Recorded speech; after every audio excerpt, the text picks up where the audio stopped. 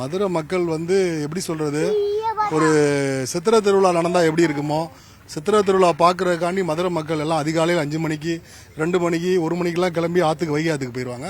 So அதை விட 10 மடங்கு அதிகமாக இருக்குது. இன்றைக்கி வரக்கூடிய மக்கள் எல்லாமே ஒரு அழகரை பார்க்க ஆற்றுக்கு போகணும், கோயிலுக்கு போகணுன்னு ஒரு கூட்டம்.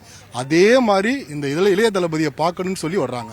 இது மதுரையில் நடக்கிற ஒரு வித்தியாசமான இவ்வளோ பெரிய கூட்டம். அதாவது 1900 எம்ஜிஆர் காலத்துக்கு அப்புறம் இன்னைக்கு இந்த கூட்டத்தை இங்கே தான் நாங்கள் பார்க்குறோம். இப்போ மதுரை வந்து அதிமுகவுடைய கோட்டை, திமுகவுடைய கோட்டைன்னு அவங்கவுங்க கட்சிகள் சொல்லிக்கிறாங்க. 2026 முதல் தேர்தலில் தாவேகா சந்திக்க போகுது. மதுரையில் தீர்ப்பு எப்படி இருக்கும்? மக்களுடைய சாதகமான ஓட்டுகள் எந்த கட்சிக்கு விழுன்னு நினைக்கிறீங்க? இந்தியாவில் நிறைய கோட்டை இருக்குண்ணே, நிறைய ராஜாக்கள்லாம் இருந்தாங்கண்ணே. ஓகேங்களா? இங்கே யாரு ராஜாவும் இல்லை, இங்கே யாருக்கு யாரு கோட்டையும் இல்லை. மக்கள் மனசை கொள்ளையடிப்பவன் தான் சிறந்த மன்னன். அப்படிங்கிற இளைய தளபதி மக்கள் மனசா இருக்காரு. அப்ப அவர் தானே சிறந்த மன்னன், அவர் தானே சிறந்த தளபதி, அப்ப அவர் தான் சிஎம். விஜயை நோக்கி நிறைய விமர்சனங்கள் இருக்கு. நாம் தமிழர் கட்சி சீமான்லாம் வந்து தொடர்ந்து அவர் விமர்சிச்சுட்டு இருக்கிறதெல்லாம் அதை பத்தி என்ன நினைக்கிறீங்க? அதாவது இதுக்கு பதில் விஜயே சொல்லிட்டாப்ல. எப்படி சொல்லிருக்காப்ல, நம்ம ஒரு பாதையை கடக்கிறோம், ஒரு நதி ஒன்று போகுது. சில பேர் அந்த நதியை கும்பிடுறாங்க, சில பேர் அந்த நதியை காலில் மிதிக்கிறாங்க, சில பேர் தாகம் அடிக்குதுன்னு சொல்லி தண்ணி எடுத்து குடிக்கிறாங்க. நான் யாரு என்ன பண்ணாலும் நதி அது விசாம அமைதியா போய்கிட்டு தான் இருக்கு. ஸோ நம்ம வேலையை நம்ம அமைதியா பார்த்துக்கிட்டே இருக்கணும்.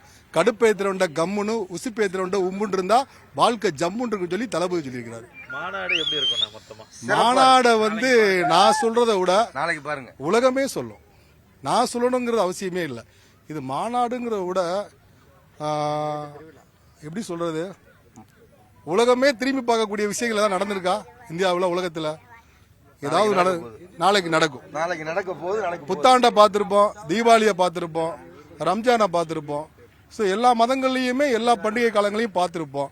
ஆனால் இந்த மாநாடு ஜாதி மதம் இனம் எதுவுமே இல்லாம எல்லா மனிதர்களும் ஒருவன் தான். எல்லாரும் ஜாதி கிடையாது, மதம் கிடையாது.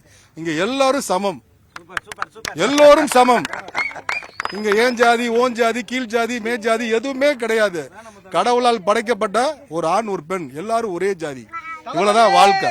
இதான் சொல்ல போறாரு நாளைக்கு மாநாட்டுல நம்ம தளபதி. மதுரைனால என்னைக்குமே வைபா தான் இருக்கும். அதுவும் அண்ணனோட கோட்டை இது அப்படின்றப்போ இதுக்கு எப்பயுமே அண்ணன் நீங்க பிலிம்ஸ்ல இருந்து எல்லாருமே பார்த்திருப்போம். அவர் ஒரு மதுரைக்கு வந்துட்டாலே ஒரு சிறப்பா தான் இருக்கும். அப்படின்றப்ப இந்த இருக்கக்கூடிய மாநாடு எவ்வளவு பிரம்மாண்டமா இருக்கும்னு நினைக்கிறீங்க? அதுவும் மதுரையில நடக்கக்கூடிய மாநாடு எப்படி இருக்கும் எதிர்பார்க்க? பிரம்மாண்டமா இருக்கும். நம்ம பார்த்தா தெரியும், நிறைய கட்சிகள் மாநாடுக்கும் இதுக்கும் நிறைய டிஃபரன்ஸ் இருக்கு. கிட்ஸ்ல இருந்து ஒரு ஃபேமிலியா வந்திருக்கிறாங்க, நிறைய பேர் விமன் நிறைய வந்திருக்கிறோம். அப்படின்றப்போ இது கண்டிப்பா ஒரு வைபா தான் இருக்கும். மதுரையை பொறுத்த வரைக்கும் இதுக்கு முன்னாடி இருக்கக்கூடிய கட்சிகள் வந்து ரொம்ப அதிகமா ஆதிக்கம் செலுத்திருக்காங்க அப்படிலாம் அவங்க சொல்லிக்கிறாங்க. இது தாவேகாக்கு மதுரை எப்படி இருக்கும்னு நினைக்கிறீங்க?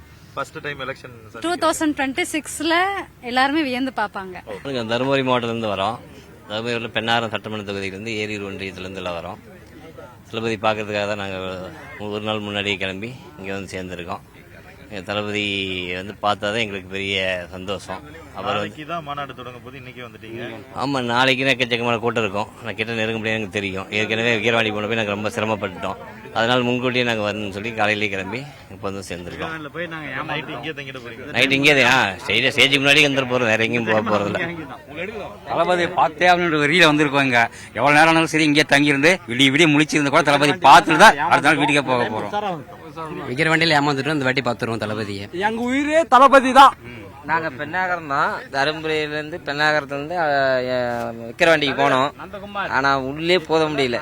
அதனால இன்னைக்கு நாங்க முன்கூட்டியே வந்து இங்கே ஸ்டே பண்ணி இங்கே படுத்துட்டு இருந்தாவது கண்டிப்பா தளபதி இன்னைக்கு பார்க்காம போற மாதிரி ஐடியாவே இல்ல.